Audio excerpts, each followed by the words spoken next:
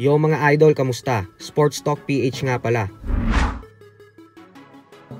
Ang update kay Garcia, pag-usapan natin yan mga idol.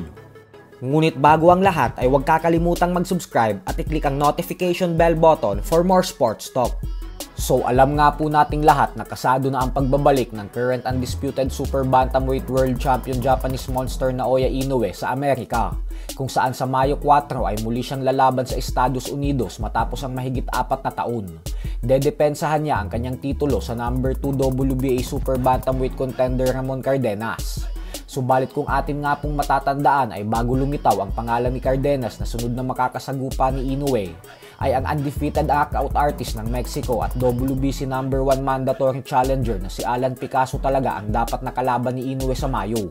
Mismong si Picasso na ang nagsabi na handa na daw siyang harapin si Inoue at naniniwala siya na kaya niyang ipatikim ang kauna-unahang talo ng binansagang halimaw ng Japan.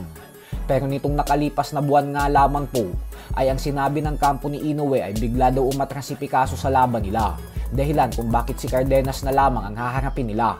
Subalit ayon nga po mismo kay Picasso ay wala umanong katotohanan ang mga pinalabas ng kampo ni Inoue na umatras siya, at bagkus wala naman daw offer na ipinadala sa kanya si Inoue. Sa katunayan nga daw ay sobrang excited na siya nang marinig niya ang balita na magtutuos na sila ni Inoue, pero sa kasamaang palad umano ay wala man lang daw binigay na kontrata sa kanya, kaya hindi niya umano maintindihan kung bakit ang pinapalabas ng kampo ni Inoue ay umatras siya sa laban. Mismong siya pa daw ang nagpresenta na pumalit kay Sam Goodman bilang kalaban ni Inoue noong nagkaroon ng injury si Goodman, pero mas pinili pa din daw ni Inoue labanan ang South Korean fighter na si Yeon Kim. Sa kabilang banda naman mga idol ay kung atin nga pong matatandaan ay bumalik na si Ryan Garcia sa kampo ni Canelo Alvarez upang maging trainer niya ulit si Eddie Reynoso para sa nalalapit niyang laban kontra sa former WBA Junior Welterweight World Champion Rolando Romero. Subalit nitong nakalipas na linggo nga lamang po ay biglang nagbago ng isip si Garcia at muli itong umalis sa kampo ni Canelo at Reynoso. At ang dahilan umano ay dahil ayaw daw ni Garcia makasama ang current WBO and Daring Magazine Junior Welterweight World Champion Teofimo Lopez sa training camp.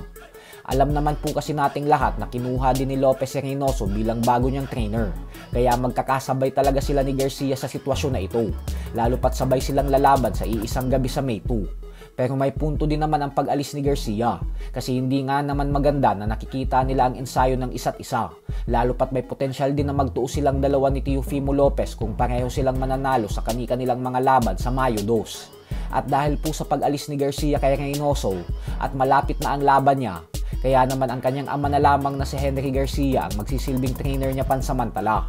So hanggang dito na lang po muna tayo mga idol.